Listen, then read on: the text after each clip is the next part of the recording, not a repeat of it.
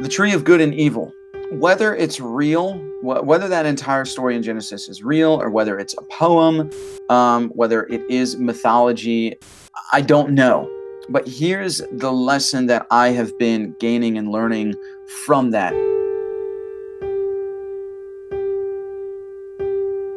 is that there was the tree of good and evil, and then there was the tree of life. People have to remember that in Genesis, there were two trees. There wasn't one tree, that there was two trees.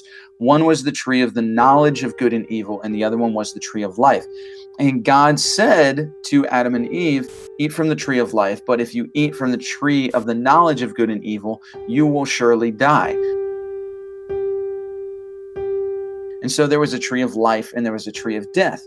Now, I find it interesting, fast forward all the way into today's world, we always try to make decisions and choices based on what is right and what is wrong, instead of what gives life and what brings life versus what brings death and gives death. And so go back to the Garden of Eden, where there's the tree of life and the tree of the knowledge of good and evil. I think that knowledge of good and evil was only meant, like, God had to create a choice, which that choice was life and death, because without choice, without that law of polarity in place, experience wouldn't happen. If you would never know life if death didn't exist, and you would never know death if life didn't exist. If life only existed, then you would never have any concept of life, because you have to have that opposite to be there in order for you to experience something. So God had to create a choice in the matter for us so that we could be able to experience life.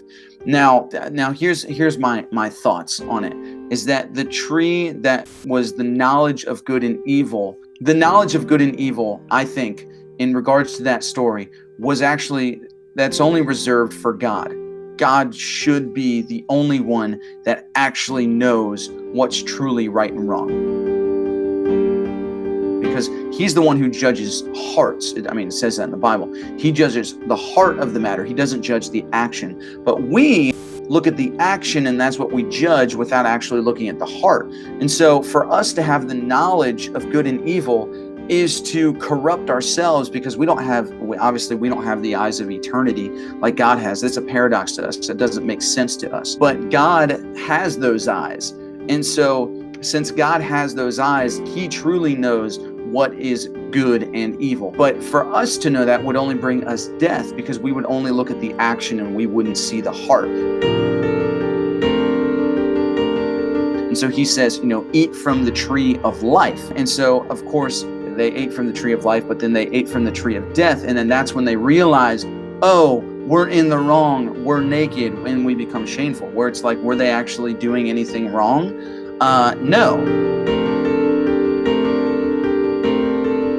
From that, I think that there's a real metaphor, a moral principle, a lesson there, that when you focus on what is good and evil, when you focus on pointing at a situation and something, saying that is right or that is wrong, or that person is right or that person is wrong, and making these accusations, I think it's the wrong move, because we don't actually have that knowledge of if that person was truly in the right or truly in the wrong.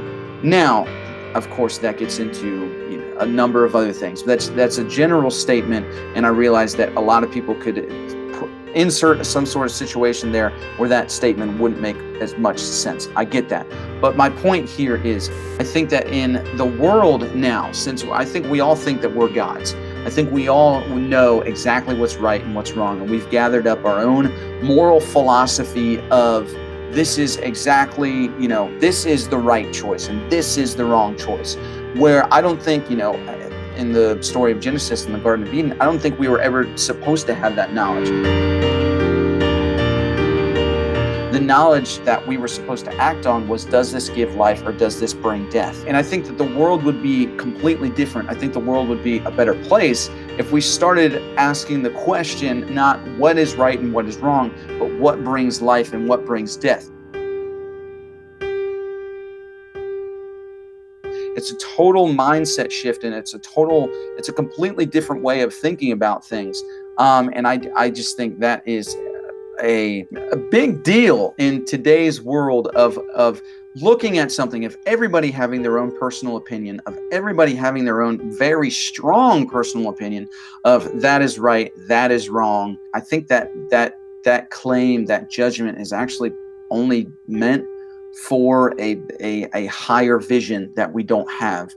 And so I think we need to be asking ourselves, what brings life to the situation and what brings death? I was just listening to a podcast today from Richard Rohr. And Richard Rohr, something that he says is that we were always supposed to be experts on healing, but somewhere along the line, we became an expert on sin.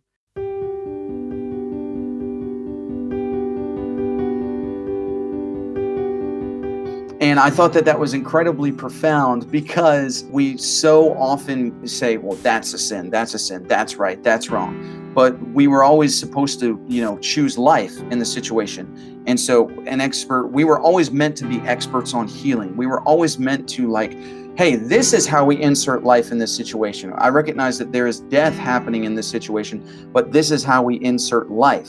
But we've totally adopted this idea that we're gods and we can tell what is right and wrong.